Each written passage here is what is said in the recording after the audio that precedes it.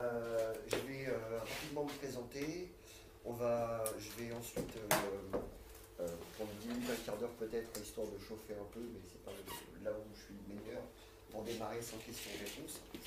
Euh, et ensuite, après, on va aller travailler un petit peu, chacun d'entre vous avec moi et moi avec vous. On va aller travailler sur des thèmes qui vont vous préoccuper, vous. Alors, on a un thème central, qui va être l'amour, parce que demain, c'est le 14 février, c'est la Saint-Valentin, blablabla. Enfin, ça permet d'aller poser un thème dessus, autour duquel on va pouvoir tourner allègrement et puis jouer avec ça sur tout ce qui va être périphérique pour chacun d'entre vous. Mais ça va être surtout quelque chose ça va résonner sur ce qu'on va dire, sur ce que les uns et les autres vont dire, ça va résonner chez chacun de vous, et puis ça va dire, ah bah oui, mais tiens, moi, machin. Et c'est comme ça qu'on va aller regarder quel est le fil rouge qui va faire que tous autant qu'on est aujourd'hui, on s'est retrouvés ici, au même endroit, au même moment, en train de vivre un truc en commun. Voilà, il y a forcément un fil rouge qui va se dérouler au fur et à mesure, et on va peut-être le découvrir ou pas d'ailleurs, ça n'a aucun intérêt. Le principal, c'est que chacun entende des uns et des autres ces questions, ces réponses, ces problématiques, qui va faire qu'à un moment donné, on va dérouler la pelote de l'air. Alors moi je m'appelle Georges Correa, je suis thérapeute depuis 7 ans maintenant je crois. J'ai changé beaucoup de noms, hein. J'ai commencé par psychothérapeute parce que j'avais une formation en psychanalyse. Et donc pour moi c'était intéressant de commencer avec quelque chose que je connaissais. Et puis au fur et à mesure j'ai enlevé psychothérapeute parce qu'on m'a dit qu'on n'avait pas le droit, alors j'ai mis psychothérapie. Puis après j'ai enlevé psy, puis j'ai gardé thérapie. Puis après je me suis intéressé à des choses qui ressemblent à l'hypnose, ensuite au tarot psychologique, à la PNL, à la CNV, enfin, au développement personnel en général, avec tout ce que ça inclut. Et puis un jour, je suis tombé sur un mec qui s'appelle Christophe Alain, et ensuite Franck Lobvet, et qui parlait de clairvoyance. Et à un moment donné, ils ont posé un mot dessus que j'ai eu beaucoup de mal à accepter, un peu comme le mot surdoué. Quand tu dis t'es surdoué ou t'es doué, machin, tu mets des années et des années à comprendre ce que ça veut dire. Qu'est-ce que c'est que cette différence par rapport aux autres?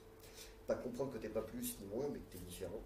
Et à un moment donné, je me suis rendu compte que, intuitivement, j'étais capable d'entendre ce qui était dit derrière ce que les gens disaient.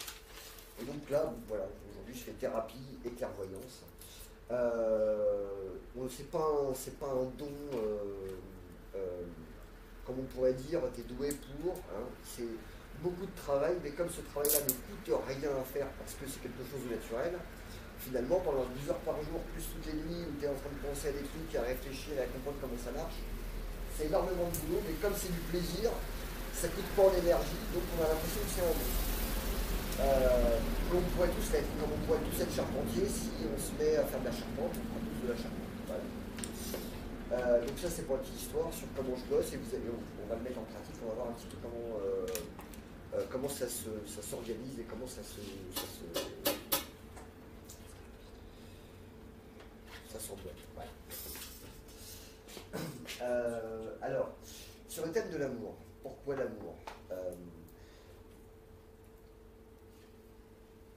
Parce que je crois que c'est l'énergie qui soutient tout, ce qu'on appelle l'amour. Sauf qu'aujourd'hui, on confond un petit peu l'état l'amour, avec l'état amoureux, avec la rencontre, avec le besoin de rencontrer quelqu'un pour former une paire, pour être le yin et le yang, pour rencontrer quelqu'un qui va nous permettre de nous connaître, etc. etc. Donc on va rentrer dans des dynamiques où on va avoir des problématiques. Alors ce qui est bien, quelqu'un qui fait du tarot là, on sait que tout était posé exactement aussi sur son contraire. Donc tout ce qu'on va vouloir croire que l'on est, hein, genre je suis quelqu'un de gentil, sympa, ouvert, généreux, etc., c'est toujours posé chez nous, toujours sur exactement le contraire. C'est pour ça que par exemple les cartes de tarot, elles ont une polarité positive et négative en même temps. Et on peut interpréter une carte de façon positive, la personne peut la sortir, elle peut vouloir dire quelque chose de positif pour lui, ou elle peut vouloir dire quelque chose de négatif, c'est-à-dire quelque chose que je ne vais pas vouloir voir chez moi, que je dois mettre, que je dois poser, que je dois mettre en lumière pour pouvoir le voir. Donc, ce Ce qui va faire que dans notre vie, on va avoir des préoccupations, c'est parce que je parlais du tarot de Marseille, on va avoir des problématiques dans notre vie de tous les jours il y a 4 problématiques. L'astrologie nous les donne, hein, travail, amour, santé, argent.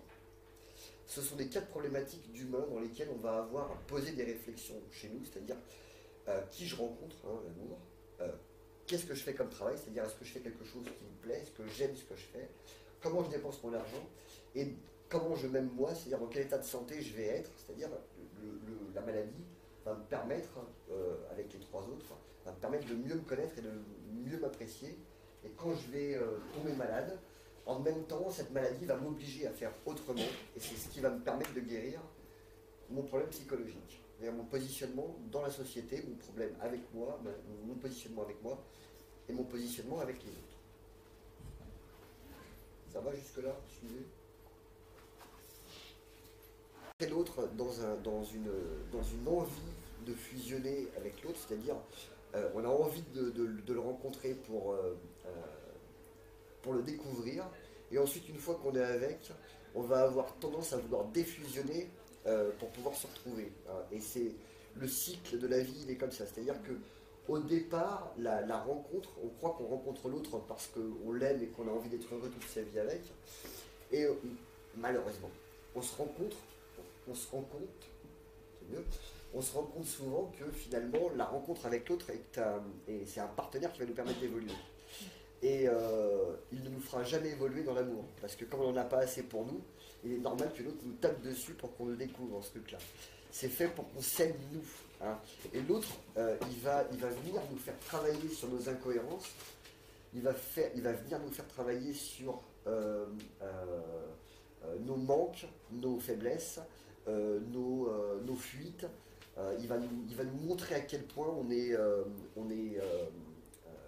lâche face aux événements, face à nous-mêmes, face à la responsabilité qu'on a de s'aimer soi. Parce qu'on va rencontrer l'autre, on va lui dire je t'aime, donc toi tu dois m'aimer, moi. Et comme l'autre ne pourra jamais nous aimer plus que nous, on s'aime nous-mêmes, donc forcément, quoi qu'il fasse, ça sera ou trop ou pas assez, dans notre façon de voir les choses. Donc le but, ça va être d'aller regarder, je compare souvent la relation dans une relation de couple, je la compare souvent à un match de tennis. En face, vous n'avez pas un partenaire, vous avez un adversaire. Le partenaire, c'est quand vous avez un sprint partner, vous avez un prof, et là, il vous entraîne, et puis il vous explique comment vous allez vous positionner, comment vous devez rattraper la balle, comment vous devez la renvoyer, comment on fait un revers, un slide, etc. Mais ensuite, quand on rencontre quelqu'un, c'est-à-dire quand on rentre dans le cours de tennis, à ce moment-là, en face, vous avez un adversaire qu'on ne doit pas confondre avec un ennemi. L'ennemi, on doit le tuer. L'adversaire, on doit le respecter. Parce que lui, l'adversaire en face, il va nous permettre d'évoluer, il va nous permettre de nous bonifier, il va nous permettre de devenir meilleurs et d'apprendre de mieux en mieux à jouer. Avec nous et avec l'autre. Parce que je ne sais pas pour ceux qui font des sports individuels, on ne perd jamais contre l'autre, on ne perd que contre soi. Parce que moi j'ai fait du squash, qui ressemble beaucoup au tennis, sauf qu'on est tous les deux sur le même cours et puis on est enfermé dans une boîte. Mais c'est la seule différence. J'ai choisi ce truc-là parce que la balle va moins loin quand tu la rates. Ouais, je suis un petit peu feignant. Et donc quand je perdais parce que je perdais mes moyens. C'est-à-dire que l'autre en face, il jouait mieux que moi, ou même parfois pas. Et quand à un moment donné, je suis plus en train de jouer, en train de prendre du plaisir à le faire, que je gagne ou que je perde, ben, je finissais par perdre. Quand je prenais du plaisir, ben, on évoluait. Et dans un couple, dans une relation à deux, c'est exactement la même chose. C'est-à-dire que ce qui va nous permettre d'évoluer, c'est quand on va commencer à avoir envie de jouer avec l'autre et qu'on sait que l'autre en face est un adversaire. Et pas un partenaire. Alors on appelle ça un partenaire de vie, mais c'est un adversaire. C'est quelqu'un qui va nous permettre d'évoluer, qui va nous permettre de nous bonifier, qui va nous permettre d'apprendre sur nous. Et lui sur lui. Et la relation souvent s'arrête quand toi tu as appris un truc et que l'autre ne veut pas apprendre quelque chose. Parce que d'un coup tu as pris du niveau et lui pas. Donc jouer avec, ça commence à être chiant. Et d'ailleurs, quand ça se finit, l'autre il vient te voir et puis il dit mais pourquoi ça s'arrête? Qu'est-ce qui s'est passé? Qu'est-ce que j'ai fait? Parce que là, il veut bien évoluer, mais c'est trop tard souvent. Parce que nous, on a 12 fois qu'on lui a mis des revers au bon endroit, et ça fait 12 fois qu'il n'a pas rattrapé la balle. Vas-y. Quand tu dis adversaire, j'ai un problème parce que quand tu dis adversaire, je vois un côté égo qui est en jeu. Bien sûr. Et est-ce que c'est vraiment dans une relation d'amour, est-ce que l'ego a sa place vraiment? Bah, le problème, c'est que tu peux pas t'en passer. On ne peut pas s'en passer, mais non, mais tout, les gens, c'est que des égos en général. On ne peut pas s'en passer, puisque c'est l'être. Donc, alors, c'est pour ça que c'est des adversaires, justement, parce qu'on a de l'ego. Dire je ne vais pas mettre d'ego dans ma relation, c'est absolument impossible. On ne peut pas le dire. Oui, voilà. Donc tu es obligé de considérer l'autre comme adversaire parce que tu es obligé de considérer que tu as un ego. Si tu considères que tu as un ego et que c'est celui-là que tu vas patiner avec l'autre et grâce à l'autre, donc à ce moment-là c'est un adversaire. Après, le mot est connecté péjorativement dans ce que tu entends, d'accord? Oui, bien sûr. Alors que quand tu rentres sur un terrain de tennis, l'adversaire que tu as en face, c'est bien parce qu'il existe que tu vas pouvoir jouer, sinon tu ne peux pas jouer. Oui, bien sûr. Tu vois, et tu peux prendre autant de cours de tennis que tu veux avec un sprint partner, tu peux prendre autant de cours de tennis que tu veux, tu progresseras jamais tant que tu ne te retrouves pas confronté au stress d'être face à un adversaire. De savoir que là, il va falloir jouer parce qu'il y a des points à gagner. Et c'est tout l'enjeu de regarder que à chaque fois qu'on va poser quelque chose, un mot, qu'on va le poser en négatif, on va le refuser. Et c'est toute la dynamique du truc, c'est que dès que je refuse quelque chose, c'est ça qui se manifeste. Dès que je prends conscience que c'est un adversaire, ce que je fais avec Virginie par exemple, où je considère que c'est un adversaire, et c'est un adversaire à ma taille, pour une fois dans ma vie, ça y est, j'en ai rencontré une qui m'en met plein la gueule, pour de vrai, qui a les coucouillettes bien accrochées, qui va pouvoir me faire bosser. Là, à ce moment-là, parce que j'ai considéré que c'était un adversaire, à ce moment-là, je vais jouer. C'est-à-dire que quand je perds, je lui en veux pas, parce que je sais que c'est moi qui ai perdu. Ça, c'est des notions qui sont vraiment adversaires, perte dans un couple. J'ai du mal avec, mais bon, je vais écouter. Moi, j'ai plutôt l'idée de complice, de partenaire que.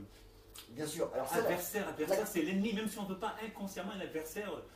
Parce que tu poses le mot ennemi derrière adversaire, alors que dans l'inconscient des gens, quand ils disent c'est mon adversaire, c'est pas mon allié. Ouais, si je préfère dire allié quelque part. Si je puis me permettre, c'est pour ça que dans sa terminologie, il a fait la distinction entre. Je sais, il a dit au départ. Parce que comme on n'utilise pas tous les mêmes mots, c'est. Voilà. Si tu veux, en le déclinant, évidemment que quand je vais parler d'adversaire, et c'est pour ça que depuis tout à l'heure j'insiste, parce qu'évidemment, je sens bien que je touche dans la sémantique de chacun.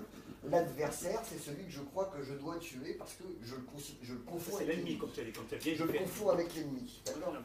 Mais quand tu es au travail, tu as un patron par exemple, ou tu as un prof, pour ceux qui vont encore en cours, en face tu as un adversaire. Mais dans un couple, c'est pas pareil. Ah. On ne peut pas faire un parallèle par rapport à ça. Un patron, il t'embauche, il peut dire au revoir et merci. Un adversaire. Il y a trois phases dans un couple. La plupart du temps, on s'arrête à la deuxième phase. La première phase, il y a l'amour romantique. Je rencontre l'autre et l'autre me complète. Ça dure 3 mois, 4. Certains disent ça dure 3 ans, ce qui n'est pas tout à fait vrai. C'est plutôt la relation qui dure 3 ans. Voilà, c'est vrai. Mais au bout de 3 mois, on rentre dans un rapport de force avec l'autre, où on veut avoir raison. Exactement. Et dans le je veux avoir raison, je considère que donc l'autre a tort. Et donc là, on est bien dans l'adversaire. Dans le rapport de force. Donc dans l'adversaire, dans le rapport de force, on est bien d'accord qu'on a identifié un adversaire avec lequel on a envie de jouer. Mais oui. D'accord. Et surtout, on n'a pas envie que l'autre perde. Parce que si l'autre perd, le jeu s'arrête. Et la troisième phase, normalement, vers laquelle on doit arriver, c'est qu'à force de jouer l'un avec l'autre, on va finir par identifier le jeu, le sien et l'autre. On va tellement progresser, on va arriver à un état qu'on appelle le couple conscient. Dans le couple conscient, chacun des deux, Jung appelle ça l'individualisme, c'est-à-dire que l'un des deux, a trouvé son individualité à lui. Il est suffisamment, il a associé son yin et son yang, son animus et son anima, dans la sémantique de Jung.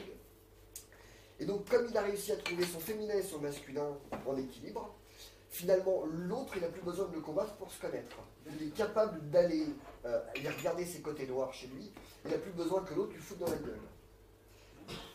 Mais avant ça, tous autant qu'on est, on est dans une étape dans laquelle on va jouer avec l'autre, et on va vouloir avoir raison contre lui. Donc c'est pour ça que je parle d'adversaire.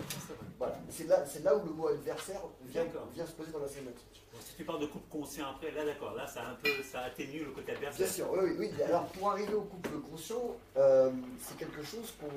Ou l'amour conscient. Ou l'amour conscient, mais arrivé à ce niveau-là, j'y suis pas. Hein. Je parle de théorie, d'accord. Même si on a beaucoup bossé, par exemple avec Virginie, on est deux thérapeutes, donc quand on commence à avoir des comportements qui sont égotiques, on a une jolie phrase qui fait « Sinon, si c'était un patient qui venait de dire ça, tu réagirais comment ?» Et tout de suite, ça, attends, fais voir. Alors après, il y a des moments où l'émotionnel est tellement fort que la phrase à la con qu'elle dit, des fois, c'est je sais que je suis dans l'ego, mais je vais te le dire quand même. Autant dire que là, à ce moment-là, tu sais que c'est de la merde, mais tu peux pas faire autrement que la sortir parce que bah, là, tu as besoin de faire sortir l'émotion. Et là, le but de l'autre, c'est de dire bah, vas-y, il n'y a rien par ça. Voilà. Vous avez vu, c'est ça. Le véritable adversaire, c'est toujours lui. L'autre n'est que celui qu'on va choisir. On est posé sur des polarités, d'accord? Donc là où toi tu veux être quelqu'un de sympa, de gentil, de machin, tu vas trouver un con, un emmerdeur, un radin, un machin. Et au départ tu l'identifies pas comme ça. Ouais. La réaction, ça se tu vois, excuse-moi. Et donc l'autre, il va venir jouer la pièce que toi tu ne veux pas jouer. Il va venir la jouer pour te montrer que toi aussi t'es comme ça. Alors t'es aussi comme ça, t'es pas que comme ça, d'accord? On n'est pas gentil. On est lâche, par exemple, tu vois?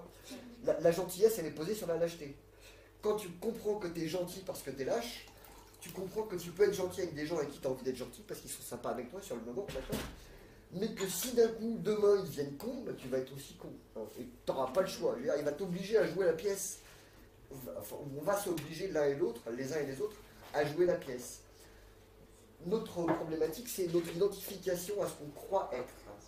Et c'est pour ça que quand on rencontre des gens, dans cette identification à ce qu'on croit être, l'autre va venir toujours nous déjouer dans le mensonge et il va nous dire non, c'est pas vrai. Et plus on va s'accrocher, plus on va souffrir. Plus tu vas vouloir être gentil, plus tu vas tomber sur des gens qui vont vouloir t'escroquer, te manipuler, te mentir, etc. Jusqu'à ce qu'à un moment donné, tu sois obligé de te renier dans ta gentillesse, dans ta nonchalance, dans ton truc, et que d'un coup tu sois obligé de sortir les armes et de dire ah non, ça suffit. Et tu vas te rendre compte que tu peux être aussi con que lui. D'ailleurs, tu l'es, hein, parce qu'au fond, on a tous, chez nous, on a tous en partie tout un tas de trucs qui vont de Mère Teresa à Hitler. Et tout ça, ça vit en nous. Maintenant, est-ce qu'on est obligé de tout exprimer? Non. Mais par contre, toute notre problématique de vie, elle va se situer dans tout ce qu'on ne va pas vouloir exprimer. C'est-à-dire que tout ce que je vais mettre en rejet chez moi, tout ce que je ne veux absolument pas être, comme mes parents, tout ce que je ne veux pas être, et bien ce truc-là, il va se manifester constamment dans notre vie pour qu'à un moment donné, on soit obligé de le reconnaître. Dès qu'on le met en lumière, bah d'un coup, on fait tourner le cycle du yin et du yang, du noir et du blanc, du bon et du mauvais, du grand et du petit, du sympa et du con, de l'intelligent et du débile.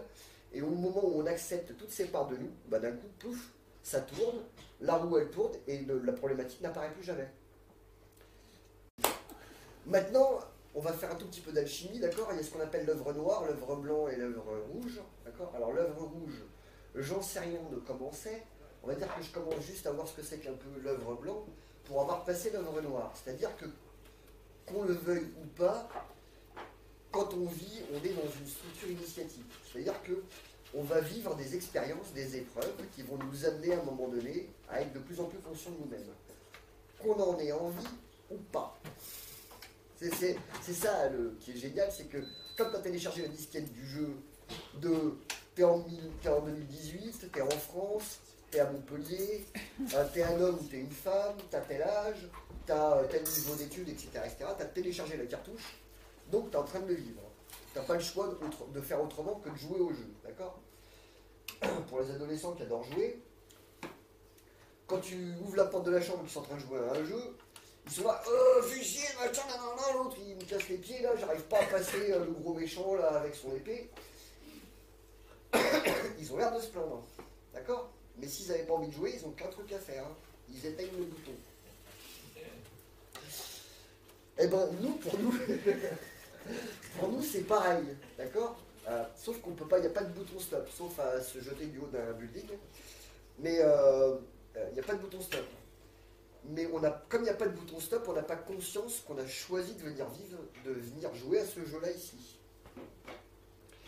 Et le jeu, c'est de passer les étapes. C'est-à-dire que quand tu es au niveau 3, tu as envie de passer au niveau 4. Donc tu as envie de vivre des expériences qui vont te permettre à chaque fois de mieux te comprendre et de mieux te connaître.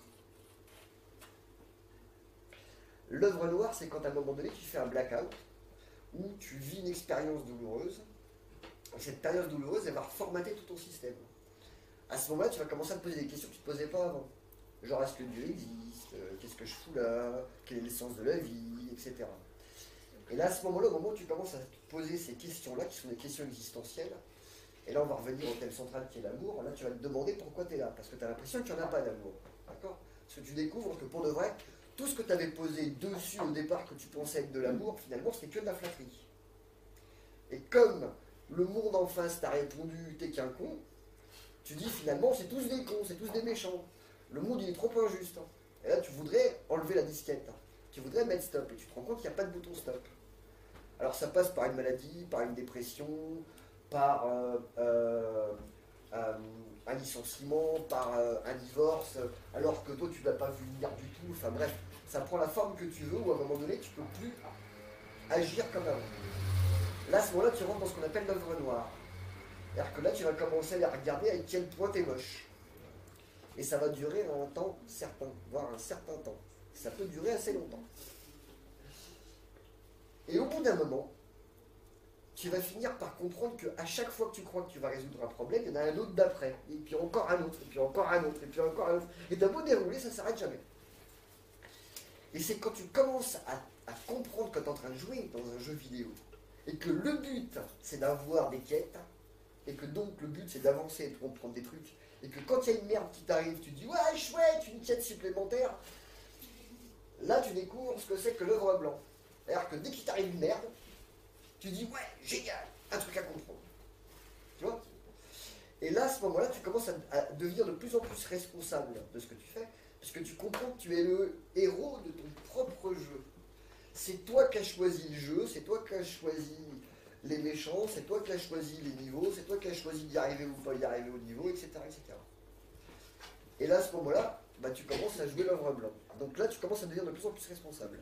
Après l'œuvre blanc, je vais vous parler d'un truc théorique, parce que j'y suis pas, hein, mais ce qu'on va appeler l'œuvre rouge en alchimie, c'est quand à un moment donné, tu es tellement bon que tu es capable de faire apparaître qui t'as envie, quand t'as envie, comme t'as envie. Là, tu as un niveau de jeu où normalement tu es le boss. Hein. Voilà. Mais ça, je ne sais pas encore comment ça marche. On ne peut pas échapper à l'œuvre noire. Mais non, ça fait partie de la vie. Alors ça fait partie de la vie. Ce qu'on appelle aussi la crise de la quarantaine, par exemple, tu vois. Ou un événement, comme tu l'as dit tout à l'heure aussi. Hein, c'est ça. Oui, mais ça. L'expérience de la vie fait que tous les jours, enfin régulièrement, on a des épreuves à surmonter, à gérer, entre guillemets. Et on ne dit pas, c'est super, chacun gère avec les moyens de bord, peut-être. Hein. Oui, mais ça fait partie de, mais ça fait de partie la maturité. Alors, on va dire que la crise qui va te faire rentrer dans l'œuvre noire, elle arrive à peu près aux alentours de 40 ans, ce qu'on appelle la crise de la quarantaine. Alors, c'est entre 35 et 45, on va dire. Et la crise de la quarantaine, c'est l'adolescence ratée. C'est-à-dire que comme on ne s'est pas rebellé à l'adolescence, et qu'il n'y a pas de rythme initiatique qui nous permet de passer d'un âge à un autre. Bonne soirée. Comme il n'y a pas de rythme initiatique qui nous permet de passer d'un âge à un autre et qu'il n'y a plus de sages aujourd'hui, puisqu'il n'y a plus d'idiots, on n'a plus le droit de dire qu'il y a des idiots, donc il n'y a plus de sages. Bah oui, s'il n'y a plus l'un, il n'y a plus l'autre, hein, c'est posé au même endroit. Plutôt que de dire qu'il n'y a plus de sages, on préfère dire qu'il y a plus de... Voilà, c'est ça, exactement la même chose. Donc comme il n'y a plus de recherche de mentors pour pouvoir t'initier, il n'y a plus d'initiation aujourd'hui. Il n'y a plus de spiritualité tout simplement. C'est posé au même endroit. On peut poser d'autres choses. Ouais, non, mais c'est posé au même endroit. C'est de sagesse, peut-être, hein, voilà. Enfin, sans mettre voilà, au sens large. Hein. Au sens large, oui. Voilà, on est d'accord. Hein. Et donc comme il n'y a plus d'idiots, il n'y a plus de sages.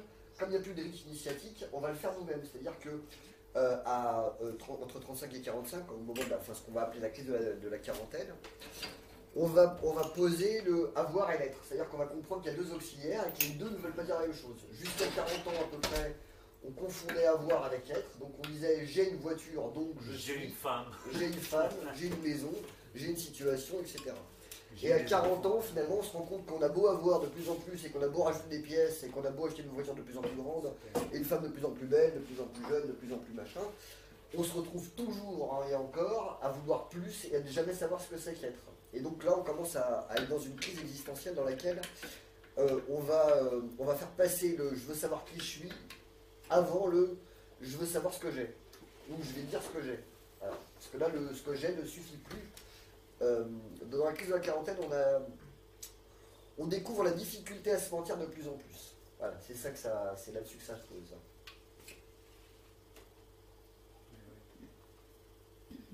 Il y en a qui n'ont pas encore 40 ans, donc, mais certains ils savent. Hein.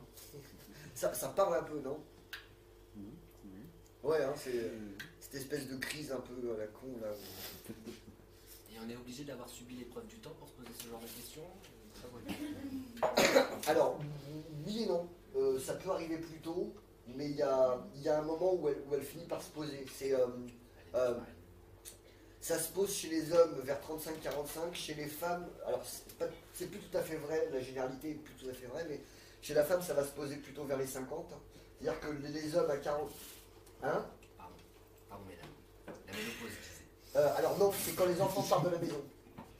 C'est quand les enfants sont grands et qu'ils partent. C'est plutôt à ce moment-là qu'elle prend le risque de vivre la crise, sa crise existentielle dans laquelle elle se remet en question. Mais ça vient aussi avec la ménopause, parce que justement elle ne peut plus se reproduire. Donc à quoi ça sert d'être avec quelqu'un? Qu'est-ce que j'ai envie de vivre? Sur quoi je vais poser ma relation? Sur quoi je vais... pourquoi je rencontre l'autre?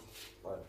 Et en gros, on appelle ça la crise existentielle, parce qu'en gros, on ne s'est pas posé les questions existentielles avant qu'elles émergent d'elles-mêmes à un certain moment. Jusqu'à un moment donné, on prend tout dans la gueule, parce qu'on est obligé de se regarder en face. Oui, c'est ça, oui, puisqu'on était tellement préoccupés.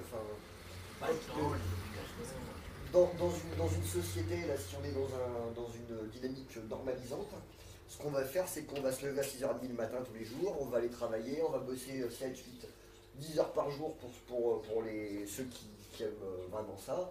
On passe les week-ends à dormir et à se reposer pour être en forme le lundi matin. On recommence et puis on essaie de profiter d'un mois de vacances dans un club med dans lequel on va profiter du même soleil qu'on avait ici mais ailleurs, où on voit la faune locale une journée dans la semaine et on appelle ça des vacances, voilà. Et puis au fur et à mesure, le temps passe et au milieu les journées passent de plus en plus vite, les semaines aussi, les mois, les années, et à un moment donné on se réveille, on a 40 ans et on fait oh bah merde, mais qu'est-ce que j'ai fait de ma vie? Et ça arrive souvent au moment où on a tout. Hein. On le voit chez les hommes et chez les femmes, c'est quelque chose qui est assez récurrent. C'est ce que je veux, c'est rencontrer quelqu'un, puis ensuite après, une fois que je l'ai rencontré, je veux me marier, hein, dans le bon ordre, d'accord? Je veux me marier, acheter une maison, avoir des enfants, dans le travail, rencontre, maison, machin, et quand j'ai tout, après je me dis, bah là je m'emmerde, et puis là normalement il y en a un des deux qui part. Voilà. Il y a beaucoup de gens comme ça, ils mettent 10 ans avant d'acheter une baraque, ils sont mariés, ils ont des enfants, puis au moment où ils achètent, 2 ans plus tard, paf, ils divorcent. Hein. Ou juste après avoir des enfants, ou juste après le mariage. Il y a des gens, ils mettent 10 ans à se marier, puis une fois qu'ils sont mariés, au bout de 2 ans, ou au bout d'un an, paf, ils divorcent. C'est une forme de quête d'absolu où, comme je disais tout à l'heure, quand tu veux quelque chose, tu fais en sorte, tu feras toujours en sorte que le contraire se manifeste. Plus tu veux un truc, plus ça va être ton emmerde 6 mois plus tard. Plus tu cherches du taf, plus tu veux un taf, machin, 6 mois plus tard, il va te casser les couilles. Tu cherches un mec, 6 mois plus tard, ça va être ton problème. Tu veux un artiste, il va jouer de la guitare, et machin, 6 mois plus tard, tu vas être putain, tu fais du bruit, va chercher du boulot, tu vois pas que machin. Donc tout ce que. Ah, pardon. Donc.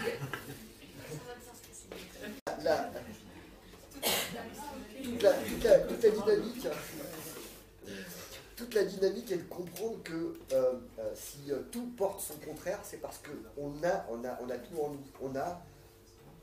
On a une face et l'autre. Donc on est celui qui veut tout et qui veut rien à la fois. C'est pareil, c'est posé au même endroit. On est celui qui a envie de faire l'expérience d'un truc, mais on va vouloir vivre l'expérience de dire je veux rencontrer quelqu'un parce que je voudrais vivre toute ma vie avec. Alors que non, je veux rencontrer quelqu'un pour pouvoir m'en passer. Mais est-ce que c'est parce que je veux m'en passer que ça ne va pas durer toute la vie? Non. C'est juste une fois que je sais que j'en ai pas besoin, je peux découvrir que je peux en avoir envie. Vous comprenez la différence? Et j'ai besoin de manger. Je n'ai pas besoin de chocolat. Mais je peux en avoir envie. Mais si j'en ai envie, je peux manger un carré tous les soirs si j'ai envie. Mais je ne suis pas obligé de défoncer une tablette le matin au réveil. Une autre, elle me dit, ça s'appelle l'addiction. Oh, c'est toi l'information du chocolat alors?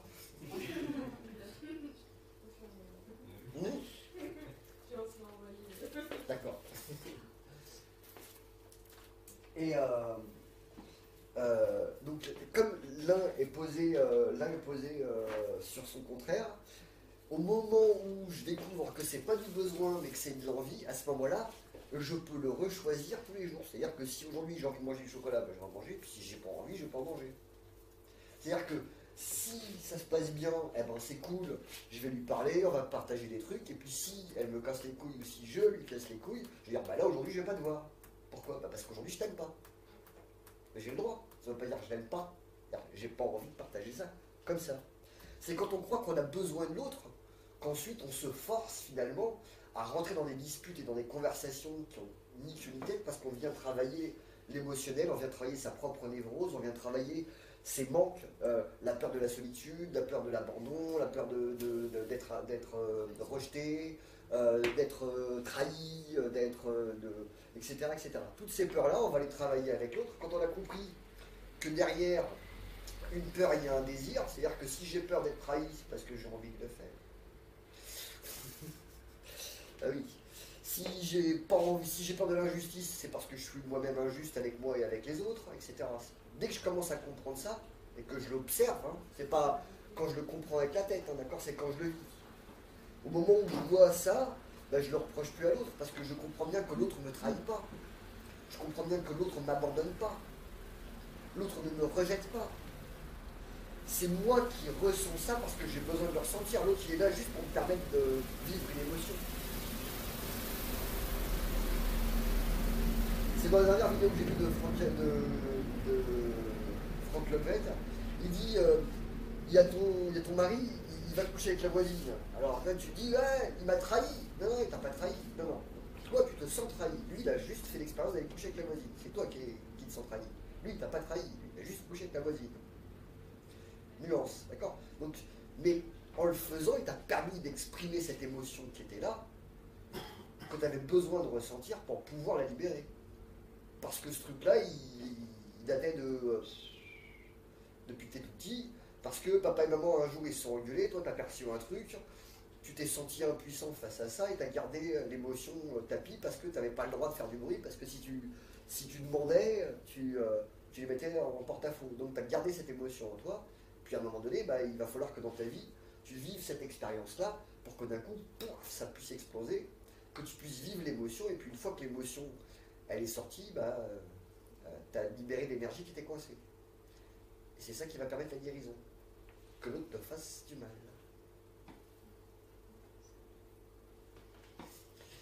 Et c'est là où on va poser ce qui est véritablement l'amour. Quand on va accepter que l'autre, quand il fait quelque chose, il ne le fait jamais pour nous emmerder.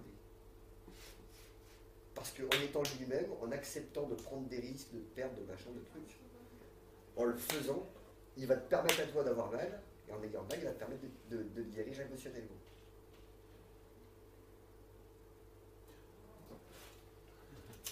C'est pas aussi évident que ça, hein. J'ai pas dit que c'était évident. Des trucs qui annoncent des trucs comme ça, mais oulala. Le besoin de... Alors, ce n'est que ma conception. Ah oui, ben j'entends, ouais. Je ne parle que de moi, je n'appuie que sur ma bulle. Je sais, c'est pas subjectif ce que tu dis, bien sûr. Oui, tu partages ton expérience, une expérience que voilà. C'est la compréhension de mon expérience. Ben oui, c'est ce que je comprends bien sûr. C'est la compréhension. Après, tout à l'heure je parlais de clairvoyance au départ. La clairvoyance, elle est posée sur le fait que je ne peux pas savoir qui tu es en dehors de qui je suis. Alors je ne peux pas avoir une opinion objective de chacun d'entre vous, je ne peux avoir qu'une vision subjective. La subjectivité, c'est-à-dire que je suis une bulle, d'accord? Imaginons que je suis une bulle, Et il y a une grande partie de moi que j'ignore chez moi. D'accord? Il y a la part que je veux montrer aux autres, que je donne à voir aux autres. Cette part-là, c'est celle que je montre. D'accord? Consciente. Consciente. Mais quand je rencontre quelqu'un, je vais appuyer ma bulle sur sa bulle. Donc ce que je vais voir de l'autre, ou des autres, ça va être la part de moi que je reconnais en moi et que je vais pouvoir voir en l'autre. Maintenant, si je vois quelque chose chez l'autre et que je dis ça, c'est pas moi, c'est que ça, c'est une part que je ne veux pas reconnaître chez moi. Et donc la rencontre avec l'autre va me permettre à chaque fois que quelque chose va m'hérisser le poil, de me dire « Ah, c'est moi ça !» Parce que sinon, je ne peux pas le voir. Je ne peux pas voir le monde en dehors de ce que je suis. L'expérimente par soi. Voilà. Donc ce que je pense d'eux, bah, c'est moi. Tout ce que je pense d'eux. Voilà. Alors après, dans tout ce que je viens de dire, chacun d'entre vous a entendu quelque chose de différent. Parce que chacun d'entre vous a entendu ce qui le concernait. Mais oui. Mais oui. Et que ça irrisse ou pas. Après ça, voilà, je suis pas responsable de ce que l'autre va en entendre, ou va en comprendre, ou va en accepter ou pas. Mais je fais exprès, hein, je fais en sorte justement d'être toujours à la limite de l'irrévérencieux, justement pour aller pousser dans le aïe, mince, ah, c'est quand même dur, ouais, bah ouais. En même temps, c'est un jeu, hein, t'es là, il y a des méchants, ils sont armés, toi tu dois progresser, tu vois. Donc, c'est pas non plus, enfin, je veux dire, il n'y a personne qui va prendre la manette à ta place et qui va te dire attends, je vais te faire passer le niveau, tu vois, parce que s'il y en a un qui le fait, et j'ai essayé de faire des trucs comme ça avec des gens, au début, quand j'étais complètement inconscient du fait que tu peux pas le faire à la place des autres, il est au niveau 3, il n'arrive pas à passer, tu l'emmènes au niveau 4, et puis au niveau 4, le mec il est coincé pendant 10 ans. Parce qu'il n'avait pas du tout, la capacité à pouvoir jouer au niveau 4. Bonjour. Mais tout ça, ce ne sont que des acceptations, parce que l'un est posé sur l'autre, hein, d'accord, tu vois, c'est toujours pareil. Hein, on le voit, on l'a vu, parce que ça fait quand même 3 ans maintenant qu'on est ensemble, on a vu que souvent toutes les disputes qu'on a pu avoir n'étaient posées que sur des non-dits. C'est-à-dire qu'à un moment donné, je vais me refuser de te dire quelque chose, je vais refuser d'accepter de te donner ma peur ou mon désir, parce que c'est au même endroit, et parce que je refuse de le faire, je vais préférer tuer la relation plutôt que de me découvrir. Oui, mais est-ce qu'on est obligé de tout se dire dans un couple? Est-ce qu'on n'est pas obligé de tout se dire? Il y a une part de mystère qu'on doit garder. Génial. Si on veut que la séduction, il faut que le mystère mène, autrement. Génial. Moi franchement, génial. Il y a des gens qui sautent en parachute pour se faire peur. Tu vois? Moi j'ai réussi à trouver un truc qui fait encore plus peur que ça. Raconte à l'autre que tu as du désir pour quelqu'un d'autre. Vas-y. Ouais, mais après, faut savoir à qui tu es en face, c'est pas tout le monde qui est prêt à entendre ça. Après, accroche-toi. Et pourtant, t'es un homme comme moi dans la rue, dès qu'il y a une nana qui passe, hein, pas toi. Mais dès qu'il y a une nana qui passe, tu fais. Mais ta femme, elle a vu ça, ta copine, elle a vu, évidemment. Un mec qui a remarqué que organes, vous n'en parlez pas, mais ça se sent. C'est pas la peine de mettre des mots dessus. Mais c'est ça. Ouais, c'est ça. Mais si elle le capte et que tu le dis pas, c'est ça qui peut nier. C'est pas que tu le dis pas, si elle te le demande et que tu le dis pas. Si elle te le demande. Mais je t'ai vu ton comportement, tu agis sans que tu parles, j'ai vu donc tu nies, mais bon, c'est clair, c'est tout. Ouais, bien sûr. Mais si le gars qui est intelligent dit oui, c'est vrai, je regarde, mais le plaisir des yeux, ça n'engage à rien. Ah, tu vois, ça n'engage à rien, c'est pas vrai, ça n'engage à rien. Ça n'engage à rien parce qu'elle t'a pas dit oui. Si elle te dit oui, bien sûr, ça va t'engager, tu vas y aller direct. T'as fait dit oui, tu l'as pas parlé, tu as vous marchez, vous voyez une belle femme passer. C'est tout, ça n'engage à rien. Et tu vois, c'est. Moi, j'ai vécu des trucs comme ça. On est toujours en train de diluer. Non, c'est pas dilué, je pense pas. Mais enfin, c'est posé pareil. Tu vois ce que je veux dire? C'est posé pareil. C'est ça qui va faire qu'à un moment donné, ce manque de communication, ce jardin secret, ce machin, c'est ça qui va faire qu'on n'arrive jamais au couple conscient. Qu'on est toujours dans un rapport de force. Parce qu'on est toujours en train de diluer face à l'autre ce qu'on ressent vraiment. Parce qu'on n'a pas réglé des trucs en soi. Mais dans ce cas d'une belle personne que tu vois passer en face, même si tu ne veux pas l'admettre, la personne, ton conjoint, a vu. Donc, même si tu ne veux pas dire oui, dans les faits, elle a vu, c'est clair. Tu ne veux pas la mettre, donc on passe à autre chose. Mais je sais que tu es intéressé, que tu aimes bien les belles femmes, les femmes qui ont telle forme, c'est ton style de femme, je ne sais pas trop. C'est tout, mais bon. Et même qu'elle peut accepter. Mais non, on va pas dire. Donc, c'est ça, non, je ne sais pas, il me semble, je ne sais pas ce que vous en pensez.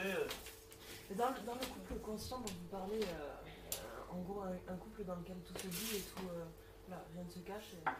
Est-ce qu'il n'y a pas le risque aussi de se perdre dans la personne qu'on aime? Si on ne cultive pas son jardin secret, mais oui. Est-ce qu'il n'y a pas le risque de se perdre dans la personne avec qui on est? Se perdre? Oui, se perdre. Comment tu peux te perdre? Eh ben... Tu pourrais te perdre que si tu t'étais trouvé. Soit s'oublier et faire passer la personne avant soi. Ah ben non, justement. Soit... Parce que si tu lui dis qui tu es, tu te fais passer avant l'autre. Si tu te fais passer toi avant ton couple, d'accord, tu vas pouvoir nourrir le couple de ce que tu auras découvert de toi. Alors que si tu te caches, tu es obligé de te nourrir du couple, donc tu vas te nourrir de l'autre. Et c'est ça qui rend le couple anthropophage. C'est-à-dire que tu vas, à force de ne plus pouvoir nourrir, quand vous êtes rencontrés il n'y a pas très longtemps, quand tu rencontres l'autre, tu vas lui raconter toutes les histoires que tu as eues. C'est pas vrai. Au début, quand tu le rencontres. Toutes les histoires, pas toutes. Ah, bien sûr que tu vas édulcorer le truc, arrête de faire semblant que tu n'es pas d'accord avec moi, toi. Non, mais tu dis que tu vas édulcorer. Il y a des choses qu'on ne dit pas. Tu vas édulcorer le truc, mais tu vas le dire quand même, tu vas raconter qui tu es. Tu vas raconter. C'est pas tout, parce qu'on ne sait pas si tu as vécu, tu ne sais pas comment le va le prendre, tu ne connais pas, dans la découverte, tu dis pas tout. C'est pour ça que tu balances tes cartes. Des fois, tu vas rencontrer avec qui tu pourras te permettre, et c'est peut-être là aussi. Donc tu vas lui balancer, tu vas lui balancer tes histoires d'avant, ce que tu as vécu. Si, j'estime que c'est nécessaire. Non? Je ne sais pas ce que vous en pensez. Est-ce que c'est nécessaire? Ben oui, la personne tu l'as. Est-ce que c'est nécessaire? Est-ce que tu vas parler de tes ex?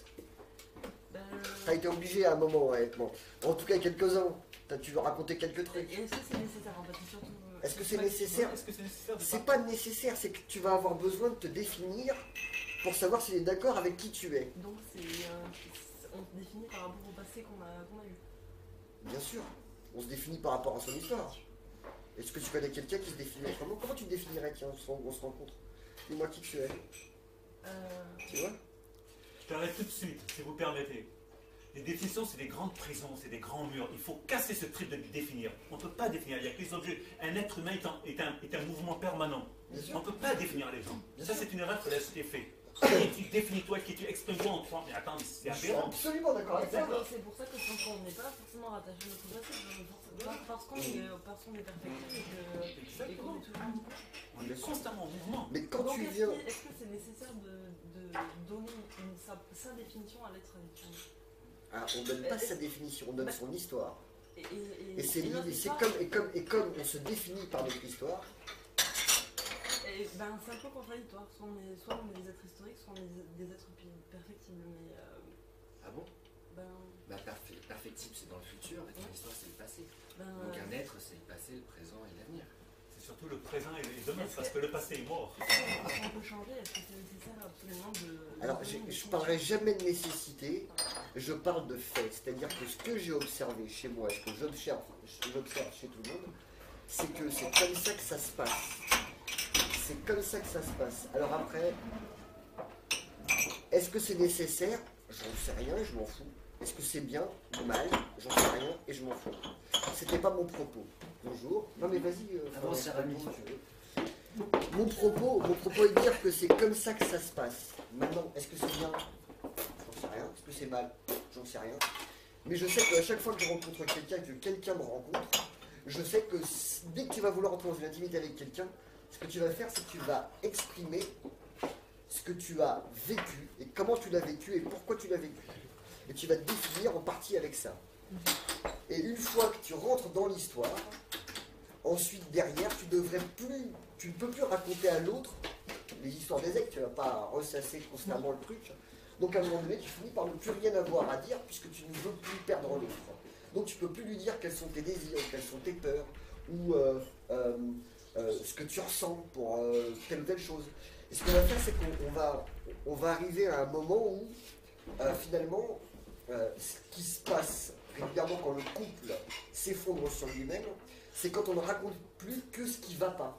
C'est-à-dire que tu peux passer une journée de 8 heures au boulot dans laquelle il s'est passé plein de trucs sympas, tu vas lui raconter que les 5 minutes où ton chef t'a cassé les couilles. Tu sors sans ton copain ou sans ta copine dans une soirée, tu t'es fait draguer par un mec, qui était plutôt sympa, tout ça, il t'a regardé, tout ça, et la seule chose que tu vas lui raconter quand tu vas rentrer, c'est l'autre, il s'est encore bourré la gueule, il nous a cassé les couilles toute la soirée. Mais tu oublieras totalement de raconter cette phase-là où tu t'es senti appréciée, tu t'es sentie belle, reconnue, intéressante, etc. Enfin, toute cette partie-là, tu ne vas pas lui raconter parce que tu sais que l'autre, il va te faire une crise de jalousie. Et il va te faire une crise de jalousie parce que tu te sens coupable d'avoir ressenti du plaisir. Tu vois le truc? Et ben c'est ça qui va faire qu'à un moment donné, tu vas faire en sorte que la relation va s'effondrer sur elle-même parce que tu ne peux plus la nourrir par des choses positives. Et les choses positives, ce sont des expériences émotionnelles. Et si l'expérience émotionnelle qu'on doit faire doit toujours être corrélée à ce que l'autre vit comme expérience émotionnelle, ça doit toujours être avec l'autre. À un moment donné, on finit par se confondre, comme tu disais. Et pour ne pas se confondre, il faut accepter de donner à l'autre ses expériences émotionnelles, bonnes et mauvaises, mais aussi et surtout les bonnes. Et c'est en donnant les bonnes expériences émotionnelles que d'un coup on va faire travailler l'autre émotionnellement. Il va faire je suis jaloux, et donc là, à ce moment-là, tu vas permettre à l'autre d'exprimer une émotion et tu vas lui permettre aussi de se venger. Et donc de lui aussi vivre des expériences émotionnelles. Parce que comme on est tous hyper conditionnés, la seule chose qu'on a pour pouvoir sortir de ce conditionnement, ça va être de le faire sous mode de vengeance. C'est toujours qu'un constat, hein, d'accord? Mais le fait d'accepter que l'autre, il ait besoin de se sentir rejeté ou exclu pour ensuite pouvoir vivre l'expérience et pouvoir lui-même faire le truc, parce que je sais pas, pour ceux qui sont vengés, quelqu'un, ça déjà arrivé à quelqu'un de se venger? Non, jamais, hein. On est tous des gens bien ici. Donc, moi, je suis déjà vengé. Dans la passion, tu te venges, mais dans l'amour, tu te venges. Non, mais là, c'est pire que de la vengeance, c'est de la vengeance. En plus, bon. Mais ça, c'est dans la passion, dans l'amour, tu ne te venges pas. Moi, je crois pas. Hein. Ouais. Oui. Enfin, je sais pas. Rapport passionnel, tu es vraiment à fleur de peau, c'est un truc vraiment l'état amoureux. Quand tu divorces, tu es dans un mode passionnel ou pas? Non, tu divorces, c'est un constat et que nos routes se séparent. Pourtant, c'est là où l'autre il te vide les comptes, c'est là où l'autre tu le retrouves finalement dans ta chambre avec quelqu'un d'autre. C'est à ce moment-là quand même qu'il y a plus de vengeance, non? Oui, mais parce que moi je pense qu'il y a un grand malentendu entre les hommes et les femmes, premièrement, et deuxièmement, je pense que c'est la peur qui gère la plupart des couples. C'est ça le problème de base. Il faut qu'on travaille dessus, tu vois. Libérer notre propre peur. C'est la peur qui fait qu'on ne raconte pas tout. Parce qu'on ne sait pas comment on va le prendre. Les gens sont dans une peur inconsciente. Il faut la reconnaître, la peur. Ah, il faut l'admettre. Pas la reconnaître, l'admettre et travailler dessus. Comment faire pour se libérer de nos peurs qui sont ancestrales, qui viennent de notre histoire, de notre passé. C'est là que le passé a une influence. Mais là, tu veux te libérer de quelque chose. Mais il faut se libérer de la peur. Mais tu ne peux pas te libérer. Regarde, pourquoi tu dis qu'on ne peut pas? On peut, c'est l'apprentissage. Fais l'expérience de reconnaître que là, par exemple, tu peux avoir peur. Là. D'accord? Je peux pas parce que j'ai pas peur. La peur, on doit le vivre. Si on ne peut pas, je me fais expérience. Si j'ai pas peur. Mais maintenant, regarde, si tu as peur, plonge dedans au plus profond. Ah, mais c'est moi quand j'ai peur, c'est ce que je fais. J'essaie de comprendre qu'est-ce qu'elle me dit, cette peur. Elle m'amène où? Quand j'ai peur, je sais pourquoi. Je te demande pas de comprendre ta peur. Regarde, je te demande de rentrer dans ta peur et d'accepter. Comprendre, accepter, mais bien sûr, c'est un processus, oui. L'accepter, mais quand... Le problème, c'est que quand tu veux la comprendre pour l'accepter, c'est parce que tu ne veux pas la ressentir. C'est pour ça que là, dans ce que tu dis, c'est juste, mais dans ce que tu exposes, c'est faux. Là, tu comprends, regarde. C'est juste, il faut accepter d'avoir peur, mais il faut accepter de savoir pourquoi j'ai peur. Ah ben oui. Alors que moi, je te dis juste accepte d'avoir peur. Mais c'est pas aussi simple que ça. Je pense que tu fais des grands raccourcis, mais bon, je sais pas. Alors, je fais des raccourcis parce que j'ai compris le truc que je t'explique. Ah bah ok, d'accord. Mais après, je peux comprendre que quand je l'explique, ça a l'air beaucoup trop simple pour que ce soit juste. Pas simple, moi j'ai des trucs qui m'échappent. Mais c'est, alors, parce que je fais la différence entre simple et facile, d'accord? Ah bah oui, c'est pas pareil. Je suis un funambule, je suis sur un fil, d'accord? Et je marche. Et les mecs là, ils regardent et puis ils disent, oh là là, ça a l'air facile. Et puis quand ils montent dessus, ils se rendent compte que c'est pas simple. De toute façon, on est tous des funambules dans la vie, de toutes les manières. On est tous exposés à ça, c'est un rapport... Quand tu regardes un truc, ça a l'air simple, et quand tu essayes, tu vois que c'est pas facile. Parce qu'il y a du travail en amont. Exactement. Et donc c'est pour ça que le funambule que je suis, qui a réfléchi pendant des heures, des jours, des semaines, des années, des mois, enfin des mois et des années, quand il t'expose un truc, ça a l'air facile à dire, mais c'est absolument pas facile à mettre en place. C'est absolument pas facile à mettre en œuvre. Et je ne parle pas de ça, je te dis juste, je fais le constat, par exemple, depuis quelques mois, d'accepter de ressentir une émotion et de ne pas essayer de la justifier. Crois-moi que c'est le truc le plus compliqué à faire que de ressentir une émotion, et tout de suite le cerveau il dit, putain, pourquoi tu ressens ça? Pourquoi tu es comme ça? Pourquoi tu penses ça? Pourquoi tu... Et là, tu te dis, attends, là je suis jaloux. Ok, vas-y, j'en ai rien à foutre, je veux pas savoir pourquoi, comment, machin. Vas-y, rentre dedans, goûte cette jalousie. goûte l'odeur du sang là, d'avoir envie de tuer l'autre. Goûte là. Et bon, au moment où tu la goûtes, d'un coup, tu n'as plus faim. Et ça s'arrête tout seul. Parce que tu l'as pas goûté, parce que tu l'as justifié. Non, attends. Mais oui, mais c'est ça. J'ai 40 balais, j'ai goûté ça aussi. C'est la différence. Non, mais je sais, mais c'est la différence. C'est la différence entre. De toute façon, je pense que si on parle du phénomène de la peur, tu es envahi, tu n'as pas ton esprit pour dire ce goût-là, donc tu ne penses pas comme ça. Tu es dans un autre domaine, tu vois. Tu n'es pas là à analyser, à rentrer dans les trucs. C'est avec le temps peut-être, mais il faut comprendre. Ça, c'est quand elle te déborde, et ça, c'est génial. Pardon? Ça, c'est quand elle te déborde, et ça, c'est génial. Mais la peur, en général, elle est envahissante. Hein. Quelle que soit la peur, tu vois, c'est un malaise qui te déséquilibre quelque part. Hein. Donc, quand tu le vis, parce que c'est vivre, l'essentiel, je suis d'accord avec moi, c'est vivre ça. Tu ne poses pas ces questions, goûte là et tout et tout. Au contraire, tu veux vraiment. Bon. Oui, mais il y a des. Alors, ça, c'est quand l'émotion, elle est tellement puissante et tellement forte qu'elle t'envahit, et là, à ce moment-là, tu es obligé de rentrer à fond dedans. Et encore qu'on essaie d'en sortir. Hein, on n'est pas obligé, tu accaparer, boum. Mais pendant ce temps-là, tu essaies quand même de réfléchir à pourquoi et comment tu peux en sortir. Ça prend du temps. Et c'est pour ça que ça prend du temps. Et c'est la différence, voilà, je reviens, la différence entre la douleur et la souffrance. Dans ma sémantique, hein, d'accord, quand je me tape sur la main avec un marteau, j'ai mal. Mais si j'en veux au marteau pendant 10 ans, je souffre. D'accord, mais j'ai plus mal, hein, d'accord. Eh bien, c'est exactement pareil avec l'autre. C'est-à-dire que quand l'autre nous fait mal, on a mal, cette douleur est nécessaire, parce qu'on a eu besoin de la vivre.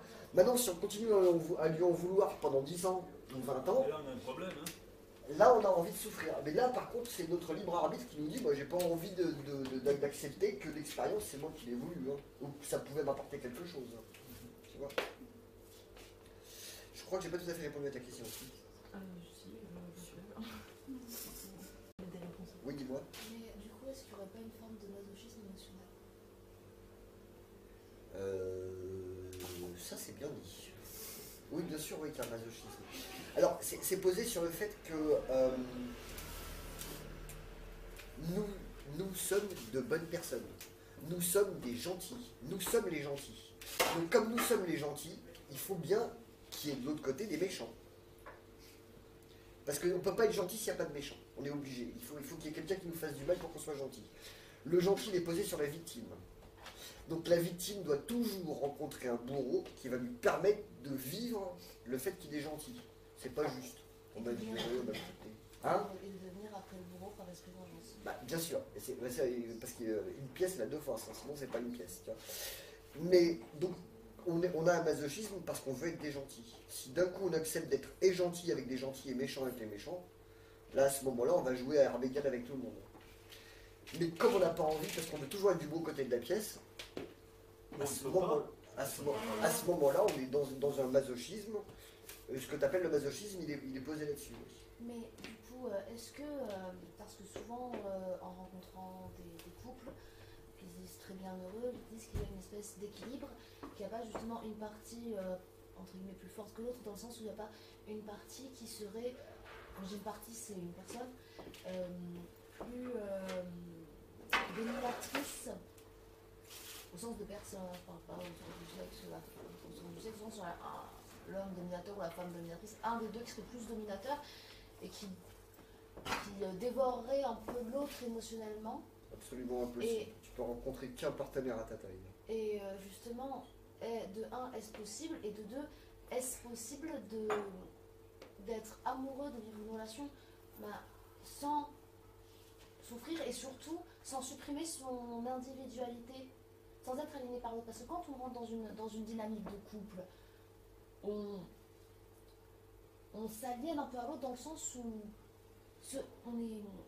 on ne vit plus que par rapport à notre individualité, on ne fait plus les choses comme on les voudrait exactement, mais aussi, et surtout même pour faire plaisir à l'autre. En gros, c'est comme si notre action ne partait pas à la base de notre libre arbitre de ce qu'on veut faire, mais partait aussi avant de faire une action de ce qui ferait plaisir à l'autre, par rapport à l'autre. L'autre a une telle influence sur nous que j'ai l'impression, en fait, c'est pour ça que je souffre en couple, personnellement, mais ça me regarde, une espèce de dilution de la personnalité. C'est ce que je disais tout à l'heure. Voilà. Dans cette dilution de la personnalité, elle est pas diluée. Je vais essayer de trouver d'autres mots parce que ça résonne pas de la même façon chez toi et chez vous deux. Mais ce que tu vas imaginer être une dilution, c'est-à-dire c'est une complémentarité qui est recherchée. C'est-à-dire qu'au départ, je me sens séparé d'une part de moi-même. D'accord ? C'est posé sur toutes les mythologies. Où j'ai besoin de rencontrer mon complémentaire, etc. Ma moitié, blablabla, blablabla. Donc dans cette complémentarité-là, cette part-là qui a l'air de nous manquer, on va aller chercher chez l'autre, d'accord ? Et en la rencontrant, l'autre, grâce à l'autre, ou à cause de l'autre, on va retrouver ce que Jung appelle l'individualisme, c'est-à-dire qu'on va réussir à se réindividualiser dans la relation. Si tu veux, le but, c'est de trouver un partenaire ou un adversaire qui va nous permettre de regarder le côté qu'on ne connaît pas de nous, de le réincorporer chez nous et de redevenir complet. Complémentaire, complémentaire. D'accord ? Donc complet avec nous-mêmes. Je l'ai déjà fait tout à l'heure, mais je la refais pour toi. La relation n'existe de façon équilibrée, où il n'y a plus de rapport de force, que quand ce sont deux êtres complets qui se rencontrent. Et à ce moment-là, ils n'ont plus besoin l'un de l'autre, et donc ils peuvent avoir envie d'être l'un avec l'autre. Et c'est uniquement quand tu peux te passer de l'autre qu'ensuite la relation peut être juste. Parce que là, à ce moment-là, t'es sympa, je discute avec toi, j'ai des relations telles qu'elles soient. Mais si à ce moment-là, t'es mal luné, t'as pas envie, t'es chiant, t'es machin, je le fais pas. Ce qu'on arrive très bien à faire avec certains amis, par exemple, imaginons que tu as un pote et puis le vendredi soir, vous allez au bowling. Tous les vendredis. Et ça fait 6 mois que tu le connais, et tous les 6 mois, tous les vendredis, tu vas au bowling et tu joues au bowling. C'est qui m'a envoyé bowling? Bon, bref. Et au bout de 6 mois, ce mec-là, il commence à être chiant parce qu'il est dans une histoire avec une nana. Puis c'est infernal, elle lui fait vivre des trucs, et l'autre il s'en plaint, c'est la bonne personne. Et elle, de son côté, elle fait du macramé avec des copines, et pareil, elle dit, oh là là, qu'est-ce qu'il est con, enfin bref. Mais nous, on n'est pas dans cette histoire-là, on est avec les deux poètes là. Et puis, ça fait 3, 4, 5 vendredis, il est là, et puis il est morose, il est chiant, et puis c'est pas drôle, et puis machin. Au bout du 5e vendredi, tu vas lui dire, quand il t'appelle pour dire, on va faire un bowling, tu lui dis non, non. C'est cool. Au bout du 3e vendredi, peut-être. Normalement, même au bout du 2e. Ouais, enfin, quand tu as compris le truc au bout du 2e. Mais bon, le premier, c'est un coup de. Bon, il a le droit de pas être bien, quoi. Et pourtant, dans un couple, les vendredis sont des lundis, des mardis, des mercredis, des jeudis aussi. Ça se prolonge les samedis, les dimanches, où l'autre, comme elle n'est pas bien, tu sors même plus voir tes potes. Et parfois, c'est pas bien, et tu restes quand même, et des fois, ça dure des années. Alors qu'avec un pote, au bout du 5e vendredi, tu n'y vas plus. Hein. Parce que tu n'as pas besoin de lui. Et tu n'as pas besoin de lui parce que tu n'as pas de relation sexuelle avec lui. Ça dépend que de ça. Oh, crois-moi bien que tout l'ego, il est posé à un seul endroit. Le reste, ça n'a aucune importance. Je viens de faire un super gros raccourci, hein, d'accord ? Mais c'est posé à cet endroit-là. Au moment où on rentre dans une relation émotionnelle et sexuelle, terminée pour pouvoir t'en détacher, c'est-à-dire accepter d'être un enculé, d'accepter d'être un connard, d'accepter d'être une mauvaise personne. Ça devient très compliqué quand tu es rentré en relation avec l'autre émotionnellement et sexuellement. Bowling, c'était toi ? Hein ? Le bowling, c'était toi ? Même pas. Si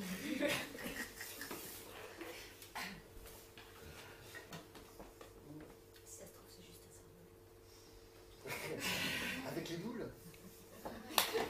Commence pas, Virginie. J'aimerais poser une question à l'assistance, à toi et l'assistance. Je suis en train d'écrire un truc là-dessus, mais bon, c'est pas encore net. Juste, qu'est-ce que vous pensez qui est plus important de dire ? J'ai besoin de toi parce que je t'aime, ou je t'aime parce que j'ai besoin de toi. Premier. Je t'aime parce que j'ai besoin de toi. C'est important de le dire. Oui. À son partenaire, à son conjoint. conjoint. En fait. Moi, je dirais que le plus important, c'est je t'aime parce que j'ai pas besoin de toi. C'est pas mon truc, mais après. Non, mais la question c'est, voilà, je sais, non, là, mais la question c'est ça. Là où je travaille, c'est ça. le besoin de l'autre, hein, parce qu'il y a toujours, on crée une relation, etc.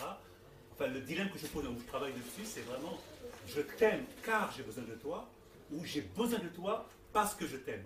Il y a un côté qui est négatif, il y a un truc qui est positif. Qu'est-ce que vous Quand voyez tu manges du poisson, c'est parce que tu aimes le poisson? Non, tu aimes le goût du poisson. Quand tu as besoin de l'autre, tu as besoin de son goût, tu n'as pas besoin de l'autre. Tu n'as jamais eu besoin de l'autre.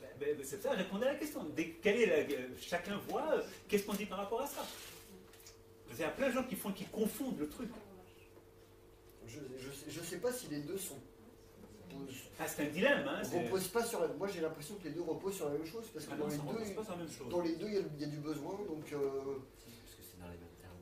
Ouais, j'ai l'impression que c'est comme si tu me disais, j'ai besoin de dormir parce que j'ai bien bossé dans la journée, et puis j'ai besoin de bosser dans la journée pour bien dormir la nuit. Si tu veux, l'un et l'autre, de toute façon, tu vas être obligé... Non, c'est pas pareil, parce que dans l'amour, il n'y a pas ce côté j'ai besoin. Quand on aime, on n'a pas besoin de l'autre.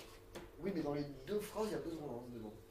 Mais c'est ça que je dis. Enfin, moi, je sais comment je réponds à ça, donc je sais pas, qu'est-ce que vous en pensez? Toi, c'est ta façon de poser la question, et là, la question à l'existence, c'est ça, je t'aime parce que j'ai besoin de toi, ou j'ai besoin de toi parce que je t'aime. C'est pas la même chose. Si je dis je t'aime parce que j'ai besoin de toi, tu ne l'aimes pas vraiment. Tu as besoin de... Exactement. Mais après, l'inverse aussi, ça amène les mêmes termes, mais d'une autre façon. Donc c'est pour ça qu'il y a une certaine... moi, je ne serais pas d'accord avec... Moi, j'aime pas les dilemmes. Mais la vie, il n'y a que des dilemmes dans la vie. Je pense qu'on a besoin de personne, tu vois, peut-être socialement, enfin, à part collectivement. Non, mais quand tu crées un couple, il y a des liens qui se créent, il y a des besoins, qui se la jalousie. C'est l'envie, et après, l'envie, le besoin, la dépendance, on veut dire quoi, voilà. Il y a un rapport de dépendance. C'est dommage. C'est des phrases miroirs. Mais c'est marrant que tu aies envie de... Enfin, c'est marrant. C'est marrant que tu aies envie de trouver la phrase qui soit entendable par l'autre en face.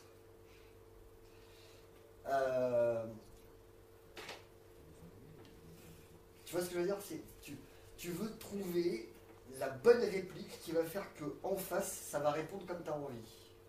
Non, je pense pas comme ça. Moi, si je peux me permettre, je pense que le besoin de l'autre, s'il passe par le fruit, c'est pas quelque chose de malsain en fait. Voilà. Mais du coup, ça j'avais déjà un peu réfléchi sur ça et je me suis posé la question, du coup, pour dévier un peu, je m'étais posé la question de savoir si finalement l'amour c'était ça, le fruit, est-ce que finalement on ne pourrait pas construire avec absolument n'importe qui? Pardon? Est-ce qu'on ne pourrait pas construire avec absolument n'importe qui? Si l'amour est la base, je pense que oui, parce qu'on est tous fondamentalement les mêmes en tant qu'être humain. Et c'est pour ça que ça fait peur. Ça ne fait pas peur. Moi, je pense que l'amour ne fait pas peur. Maintenant, qu'est-ce qu'on entend par l'amour dans cette société moderne et tout et tout? Ce qui fait peur, c'est que voilà, si en gros, avec ce qu'elle est en train de dire après en couple, c'est pas la question, hein, mais est-ce qu'elle a vraiment besoin de la personne qu'elle a choisie ou en soi, est-ce qu'on peut pas être avec n'importe qui? Tu en as choisi un contre les autres. C'est ça qui fait peur. Et c'est que tu te rends compte que finalement, quand tu rentres en empathie avec l'autre et que tu es capable de partager quelque chose de profond de toi, et que en face, que l'autre l'entende, tout le monde, tu pourrais le faire avec tout le monde parce que tout le monde pourrait le faire avec toi, pourquoi est-ce que tu en choisirais un? Parce qu'il y a une alchimie physique, il y a un truc, tu ne peux pas expliquer pourquoi. Mais si c'est une alchimie physique, ça ne peut pas être juste le fruit. Alors, est-ce que vous connaissez Idriss Aberkan? Il parle d'économie de la connaissance. Il dit que la nature est une grande bibliothèque et que nous, au lieu de la lire, on brûle les feuilles.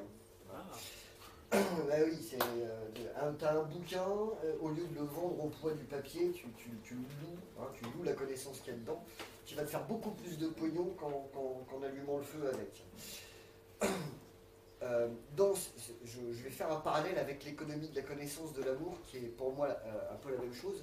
C'est-à-dire que si ce qui est important, c'est la qualité de la relation. Oui. Alors à ce moment-là, tu peux l'avoir avec plein de gens, cette qualité-là. Et avoir des qualités différentes avec des partenaires qui vont avoir des qualités différentes. Si maintenant ce qui est important, c'est l'autre, donc c'est plus la relation, c'est plus la qualité de la relation, c'est la qualité de l'autre. Donc tu vas demander à l'autre d'être qualitativement suffisamment gentil, intéressant, riche, beau, blablabla, Alors que quand tu vas te concentrer sur la qualité de la relation, donc sur ce qui est transpersonnel, ce qui va te permettre de travailler toi dans la relation, tu vas aller travailler sur la qualité que tu as dans la relation avec l'autre. Et bien c'est cette qualité-là qu'il faut privilégier, qu'il faut travailler. Parce que ça, c'est 100% sous ton contrôle.